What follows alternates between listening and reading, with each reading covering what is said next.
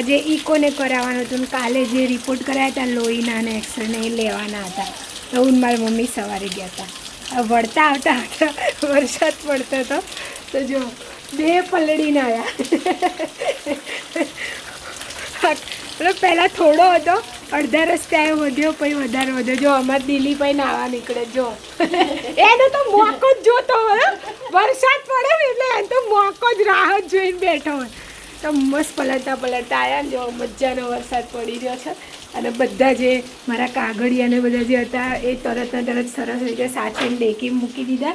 અને એક પ્લાસ્ટિકની થેલી છે એમાં સાચવીને અમારે જેમીન જો સુકવવા બી મંડ્યા આવ્યા એવા તરત. તો આખા રસ્તે એવો મજાનો વરસાદ માણતા અમે 2 વાતો કરતા નહીં તો નોર્મલી મને એવું થાય કે હું થોડી બી પલળું ને તો મને ઠંડી ચડી જાય. પણ આજે ના ઠંડી ચડી ના કંઈ મજાના પલળતા 2 જણા ઘરે આવ્યા બોલો.